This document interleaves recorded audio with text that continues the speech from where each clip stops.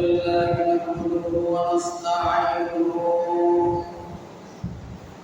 ونستغفره ونؤمن به ونتوكل عليه ونعوذ بالله من شرور أنفسنا ومن سيئات أعمالنا من يهده الله فلا مضل له ومن يضلل فلا هادي له ونشهد أن لا إله إلا الله وحده لا شريك له ونشهد أن سيدنا وسندنا وحبيبنا وحبيب ربنا وطبيبنا وطبيب قلوبنا ومولانا محمدا عبده ورسوله الذي أرسل إلى الناس كافة بشيرا ونذيرا وداعيا إلى الله بإذنه وسراجا منيرا فقد قال الله تعالى في كلامه المجيد وفي فرقانه الحميد أعوذ بالله من الشيطان الرجيم بسم الله الرحمن الرحيم واعتصموا بحبل الله جميعا ولا تفرقوا واذكروا نعمة الله عليكم إذ كنتم أعداء وألف بين قلوبكم فأصبحتم بنعمته إخوانا صدق الله العظيم. فقال النبي عليه الصلاة والسلام وإنه معيش منكم من بعدي ويسر اختلافا كثيرا فعليكم بسنتي والخلفاء الراشدين المهديين إلى أو كما قال النبي عليه الصلاة والسلام اللهم صل على محمد وعلى آل محمد كما صليت على إبراهيم وعلى آل إبراهيم إنك حميد مجيد إن الله وملائكته يصلون على النبي يا أيها الذين آمنوا صلوا عليه وسلموا تسليما اللهم صل على سيدنا مولانا محمد وعلى آل سيدنا مولانا محمد لكان يا إلهي ودينا بإحسان وصديقا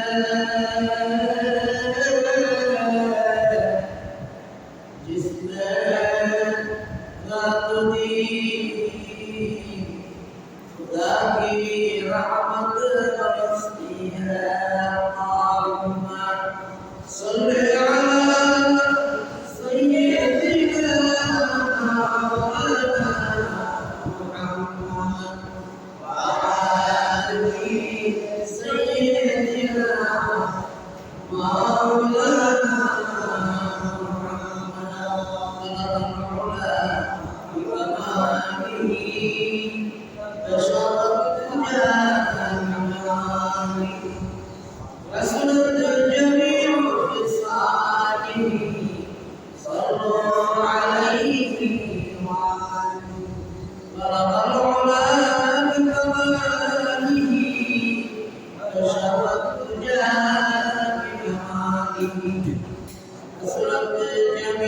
وخصاله صلوا عليه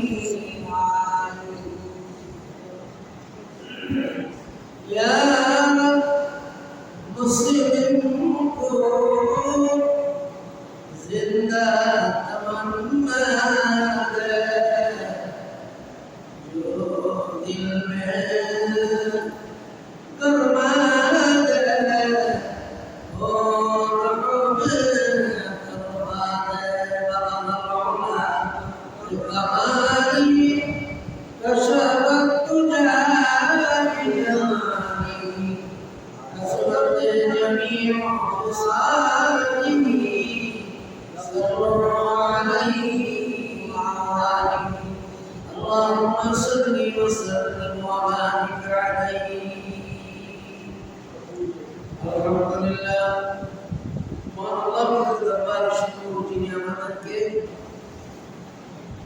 পবিত্র হজের শেষ জুমা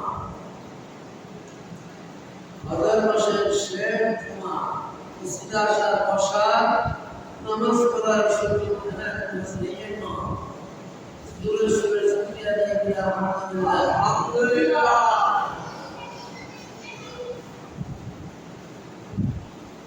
সূরাতুল আল-ইমরান 103 নম্বর আয়াতের কারিমার কিছু অংশ অসংখ্য হাদিস থেকে একটা হাদিসের টুকরো আল্লাহ রাব্বুল আলামিন কোরআনে কারীমের মধ্যে কিছু আলোচনা করছেন সরাসরি আল্লাহ পাক মানুষের দিলের খবর জানে কি জানে না জানে এই সুবাদে কিছু বর্ণনা আমি নিজেই বুঝি মানুষের মানবীয় স্বভাব কিছু আছে এই দুনিয়াতে প্রকাশ পায় এই সুবাদে আল্লাহ পাক কোরআনে কারীমের মধ্যে স্পষ্ট বর্ণনা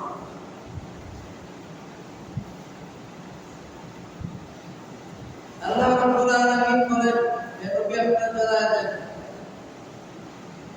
আমার উম্মতের বেলা এত সহজ সরল ভাবে আল্লাহ পাক জাহান্নামের আগুন থেকে বাঁচানোর জন্য যে বর্ণনা দিচ্ছেন যে বয়ান করছেন অন্যান্য নবীর আমলে বর্ণনা এরকম ভাবে ছিল সাথে সাথে তাদের বিচার হয়ে দুনিয়াতে আর পরকালের আযাব তো আছে এটা আমাদের এই নবীর উম্মতের ব্যাপার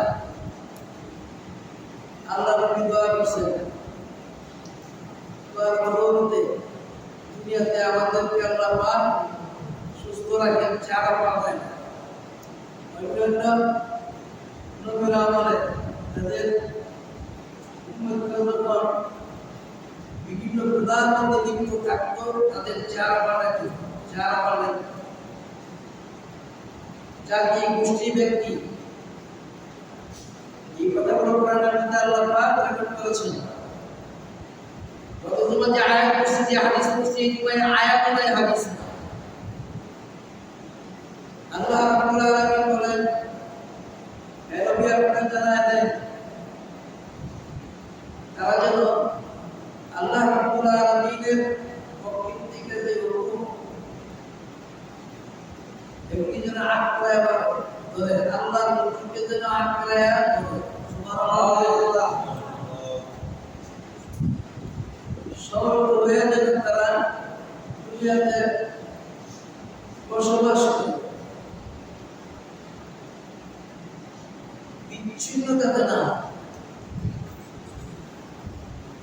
রাষ্ট্রীয়ভাবেও আপনার সমন্বয়ের ব্যবস্থা আছে না নাই পরিবারের মধ্যে সমন্বয়ের ব্যবস্থা আছে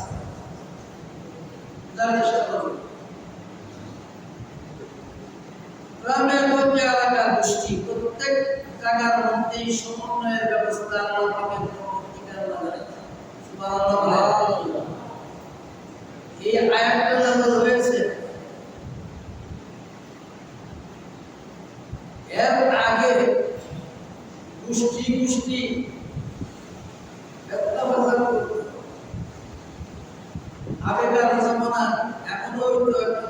বাচ্চা নিয়ে বৎসরের পর বৎসর যুদ্ধ বিদ্রোহ লেগে থাকত।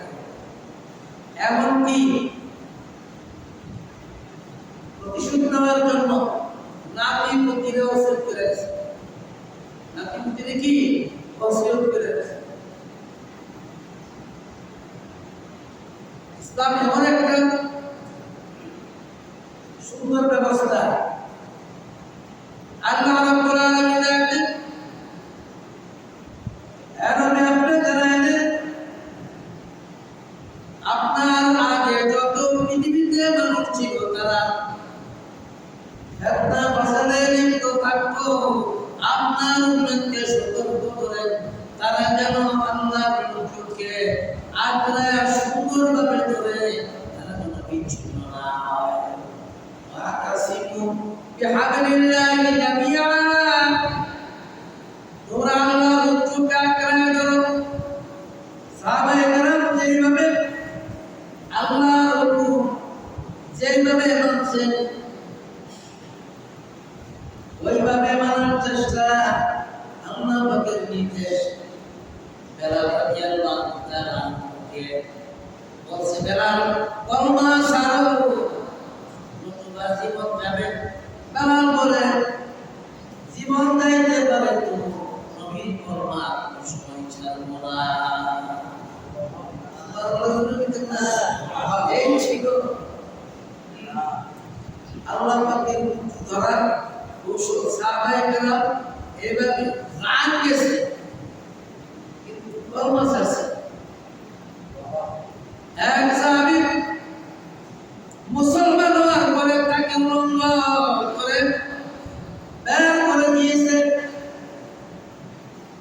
লোকেরা জিজ্ঞেস করে, ভাই বেড়া গ্রামকে শুনুন। এমনকি তার মা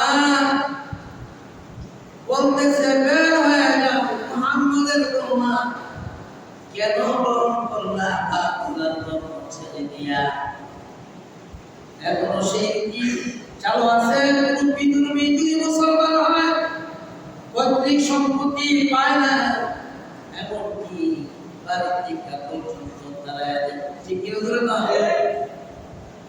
মুসলিম যারা মুসলমান হওয়ার পরে তাদের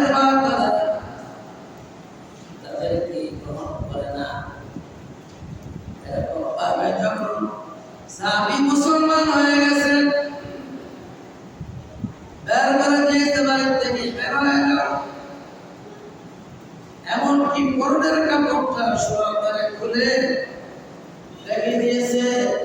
এখন যুবক মানুষ, হায় হায় কি অবস্থা! বাবা ফেরা চায় না, চাচা ফেরা চায় না, ভাই বারাদার ফেরা চায় না। যেই মা 10 মাস জন্মিত পেটে রয়েছে, মার কাছে গিয়া বলে, মা গো,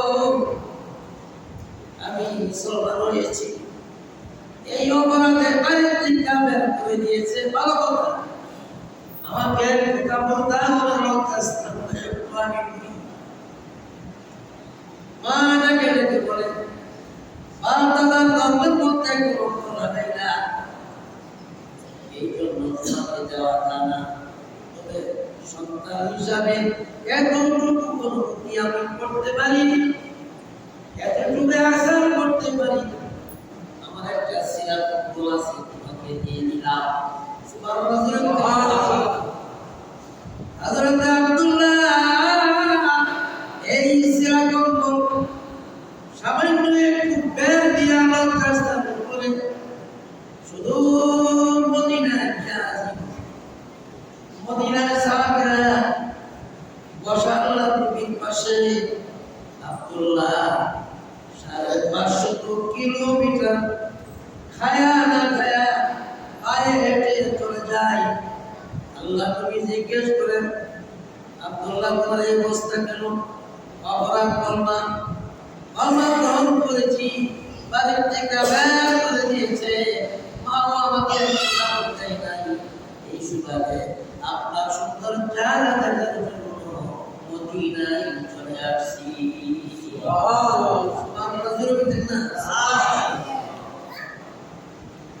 আল্লাহ নবী দিলে চোখের পানি ছেড়ে সাহাবীরা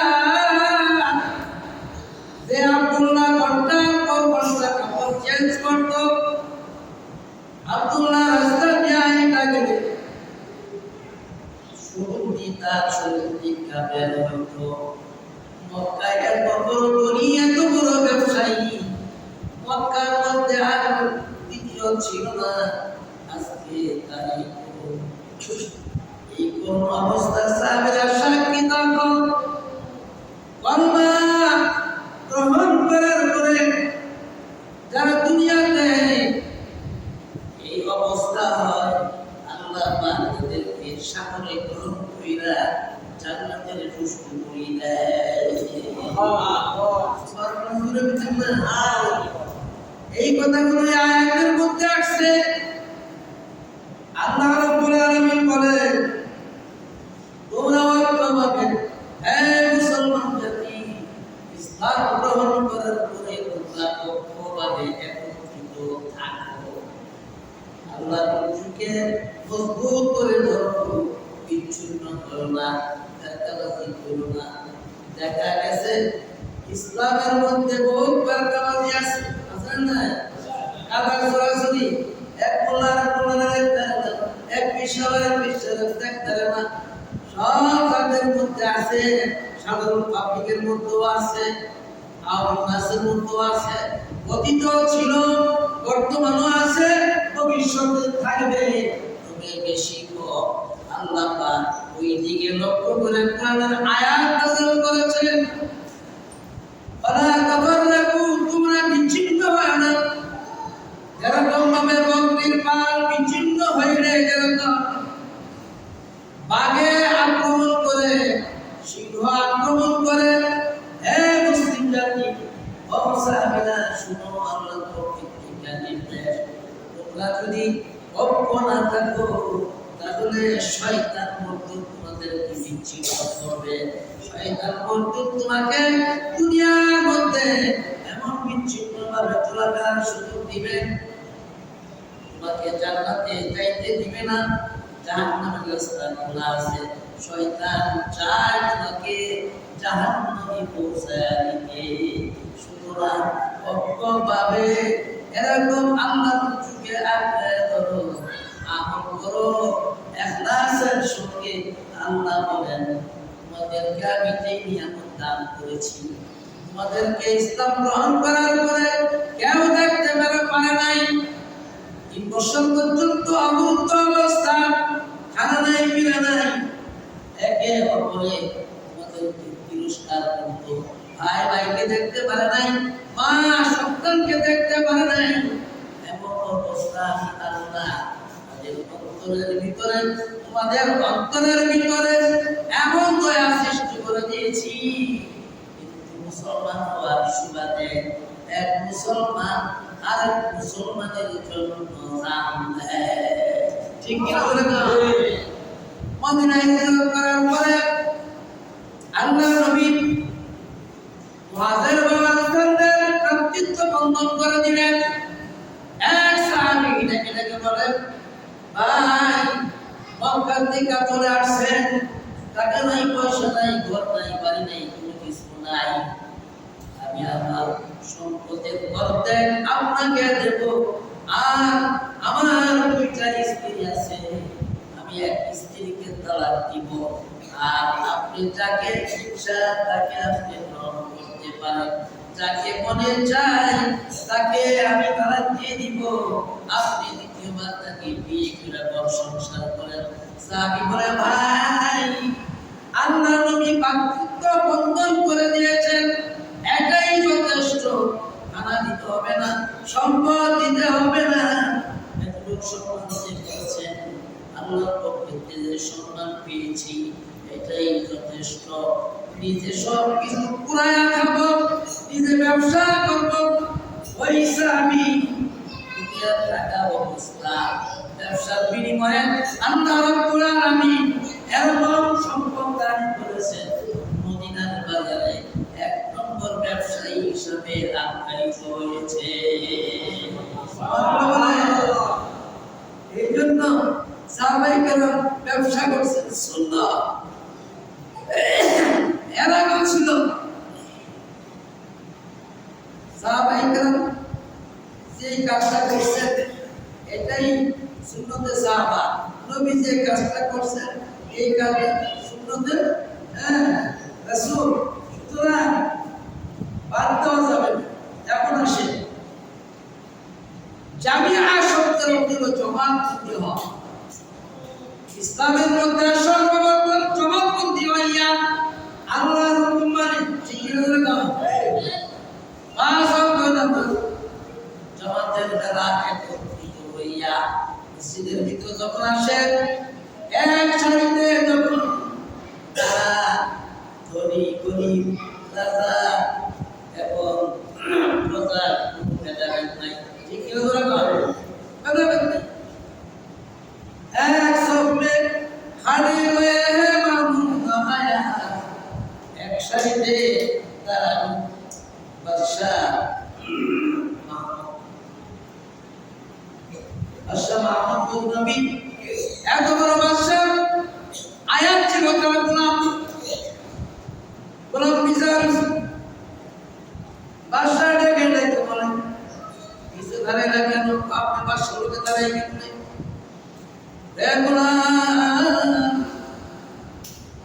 মসজিদের ভিতরে এক সারিতে রাজা প্রজার কোনো ভেদাভেদ নাই। তুমি যে আল্লাহর হুকুম মানবে, আমি সে আল্লাহর হুকুম মানব। তুমি যে আল্লাহকে সিজদা দিবে, আমি সেই আল্লাহকে সিজদা দিব। সুতরাং মসজিদের ভিতরে গোলাম আর গরিব যেরকম ভাবে কোনো ভেদাভেদ নাই, এমনি ভাবে ইসলামের মধ্যে বড় ছোট নাই। অন্য ধর্মের ভিতরে বড় ছোট আছে, ব্রাহ্মণ আর গায়ের ব্রাহ্মণ ভেদাভেদ আছে না নাই? ব্রাহ্মণের চেহারা গায়ে যাও না, ছোট বাচ্চা হলো তারা ভক্তি দাও না, ঠিক কিনা? ধরে কম ফুলের বাচ্চা ব্রাহ্মণের ভূত, এরা কি করে ভক্তি দেয়। মুসলমানের মধ্যে কি আছে? সব আল্লাহ। সুতরাং এই জামিয়া শব্দের অর্থ হলো জামাতপন্থী হওয়া। রাষ্ট্রীয়ভাবে জামাতপন্থী আসলে সমস্ত দেশের প্রেসিডেন্টরা এক একটা দল নিয়ে চলে, ঠিক কিনা? ধরে নয় দেশের মিত্র দল বিদল আছে না নাই? ঘরের মিত্র দল বিদল আছে না নাই? স্বামী এক দল, স্ত্রী আর দল, ঠিক কিনা? ধরে নয় কথা বলতে আছে না নাই? স্বামী কয় এমনি, স্ত্রী কয় এমনি, লগে লগে দল বড় দুইটি স্ত্রী দল বড়। জামাই কয় যে আমিও তো সুদের লালন পালন কইরা ঠিক পাই না, সংসার কর্ম করেছে, একটা কাম করতে কইছি, তোরা আমার দেশে বাধা।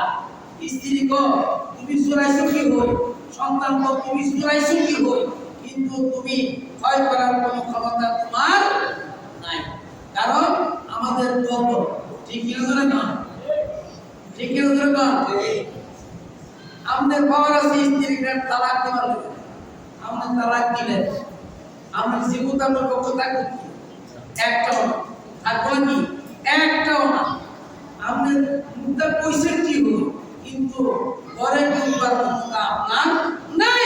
সন্তান দয়া বেচারি একটা দল এমন ভাবে গঠন করছে যে আপনি বাপরের না হয় বুদ্ধুর কথা, তার ঘরের ভিতরে ঢুকবার কোনো ক্ষমতা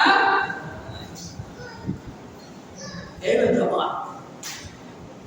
আল্লাহ রাব্বুল আলামিন ডাকেন, হ্যাঁ নবী আপনি জানেন মুসলমান যতক্ষণ পর্যন্ত জামাতপন্থী হইয়া ইবাদত করবে, জিকির আজকার করবে, আমল আখলাক করবে, শয়তান কাছে মিটতে পারবে না।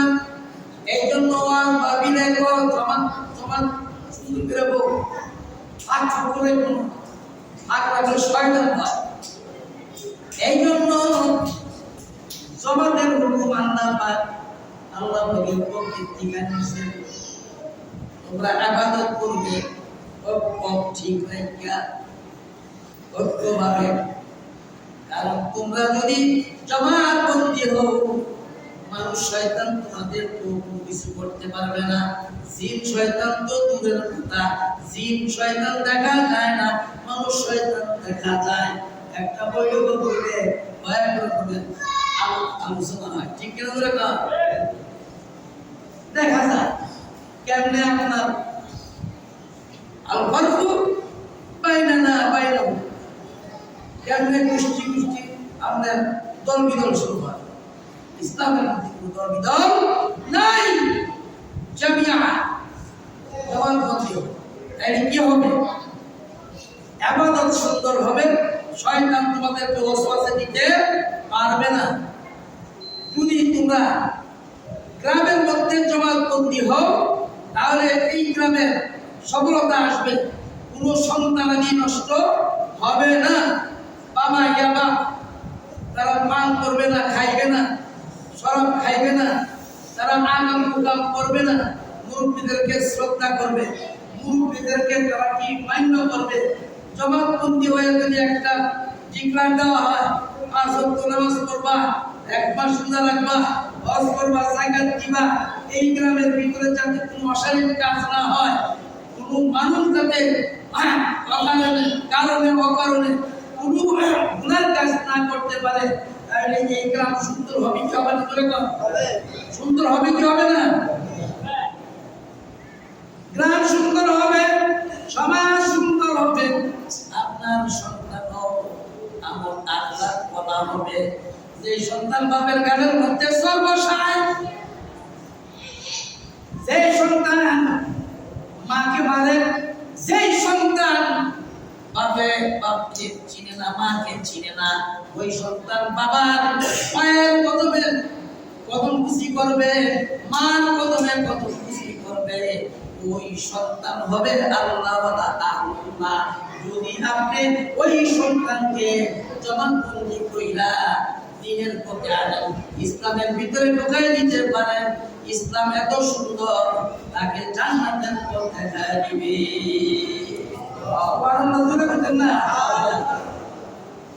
আমরা দেশের উল্লাপাল্লা রাসূল, এই উল্লাপাল্লা রাসূল আগেও আসলো, এই জন্য 22 নবী থেকে আসছে, আল্লাহর হুকুমে নবী থেকে আসছে। হযরত সুলাইমান আলাইহিস সালাতু ওয়াস সালাম এক দেশ থেকে আরেক দেশে গিয়ে বিচার করতে। এই সুবাদে আমাদের নবী মুহাম্মদুর রাসূলুল্লাহ সাল্লাল্লাহু আলাইহি ওয়াসাল্লাম বিচার করছেন, করছেন কি করছেন না? মদিনা গিয়ে রাষ্ট্র কায়েম করার পরে বিচার কাজ করছে কি করছে না? সাহাবায়ে কেরাম যখন খারাপতে বসলেন তখন বিচার কাজ করছে কি করছে না? ওই সুবাদে গ্রামের পর্যন্ত বিচার কাজ আছে, ঠিক কি না? জোরে কন। আরে আমার ভাই স্যার কথা বুঝেন, এই গ্রামে যে সরকার বিচার করে মনে করুন না এটা এমনি করে কোরআন থেকে আসছে, তাই না? এই বিচার করুন না কি হবে? বিচার করুন না কে আল্লাহ পাক সঠিক বিচার যারা করে, এই যুবক ভাইরা শুনো, তোমাদের বিচার যারা সঠিকভাবে করবে ওই বিচারক মণ্ডলীকে আল্লাহ পাক আরশে আযমের ছায়ার নিচে স্থান দিবে। সুবহানাল্লাহ। যারা ব্যতিক্রম করবে, বিচার কাজ সঠিকভাবে করবে না, তাদেরকে জাহান্নামের নিম্ন স্তরের মধ্যে রাখবে। এখন বিচারটা ভালো করে করবেন নাকি মন্দ করে করবেন এটা আপনার বিষয়। এই জন্য আল্লাহ পাক বলেন ওয়াতাসিমু বিহাবলিল্লাহি জামিআ ওয়ালা তাফাররাকু, তোমরা বিচ্ছিন্ন হও না, শয়তান যাতে তোমাদেরকে লাইফিট না করতে পারে। সুতরাং শয়তান ওয়াসওয়াসা দেয় অন্তরের মধ্যে, আর মানুষ ওয়াসওয়াসা দেয় দলের মধ্যে, ঠিক কি না? জোরে কও। শয়তান ওয়াসওয়াসা দেয় অন্তরের মধ্যে, তাকে লাইফিট করতে পারে কিভাবে?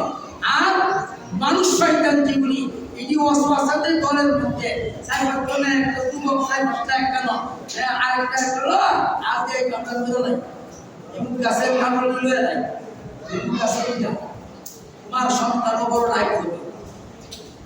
যুবক তুমি অন্যায় অপরাধের মধ্যে লিপ্ত, তোমার মা বাবা তোমাকে কোরআন শিক্ষা দেয় নাই, হাদিস শিক্ষা দেয় নাই, দ্বীনের পথে আনে নাই, তোমাকে এমন পর্যায়ে পৌঁছায় দিয়েছে আজকে তুমি বখানে শরাব খাও, মদ খাও, ইয়াবা খাও, মা বাবা ছিল না, বাবা ছিল না, গোষ্ঠী ছিল না, এলাকা ছিল না, মুরব্বী ছিল না, কিছুদিন তুমি চলতে পারবা ঠিক, তোমার ঘরে সন্তান যেরকম হবে একদিন তোমার চিকা বড় নাই হবে তোমার গানের মধ্যে চর না শুধু তোমার গর্দানের ভিতরে তোমার বসায় দিবে ঠিক কেন পত্রিকা বলে দেখা যায় যে বাপে জমান লোকে মারে মান লোকে দেখছে হ্যাঁ ও হ্যাঁ বাপ আর জিনিস আমি জিনিস গাছের গোড়া যদি ভালো হয় তাহলে আগাম যা ফল ভালো হবে। এই জন্য অনুরোধ করবো দিনের পথে আসেন, ইসলামের পথে আসেন, কোরআনের পথে আসেন। মানুষই পড়তে হবে। আমার যুবক ভাইরা প্রায় শুরু করি, আগেকার মানুষ হায়াত বেশি খাইছেও বেশি, এখনের মানুষ 40, 45, 50, 55 এর ভিতরে স্ট্রোক করতেছে। যুবক সময় থাকতে আল্লাহকে চিনো, রসুল চিনো, পরকাল চিনো, মা বাপ চিনো, মুরব্বীদেরকে সম্মান করো। বিচারক মন্ডলীদেরকে বলবো আপনার জমাতবন্দি হইয়া এরকম ভাবে আইন প্রণয়ন করেন যাতে এক ওয়াক্ত নামাজ একটা সন্তান বাদ না দেয়। যদি সন্তান নামাজি হয় তার হাতের মধ্যে ইয়াবা উঠবে না, তার হাতের মধ্যে শরাব উঠবে না, তার হাতের মধ্যে অন্য জিনিস উঠবে না, গুনার কাজ সে করবে না। এমনকি সে গুনার কাজ করতে চাইলেও তার বিবেকে বাধা দিবে, নামাজ তাকে ফিরায় রাখবে। সে বলবে আমি 5 ওয়াক্ত নামাজি, আমি কিভাবে এই কাজটা করবো, অন্যায়টা করবো, কিন্তু সে অন্যায় করবে না। এই জন্য আল্লাহ বলেন যারা 5 ওয়াক্ত নামাজ পড়বে, নামাজ কায়েম করবে, নামাজ পড়াবে, আল্লাহ রাব্বুল আলামিন বলেন ওই সমস্ত জাতি গোষ্ঠী ব্যক্তিকে আল্লাহ পাক গুনাহ থেকে হেফাজত করবে। সুবহানাল্লাহ। রাজি আসেনি?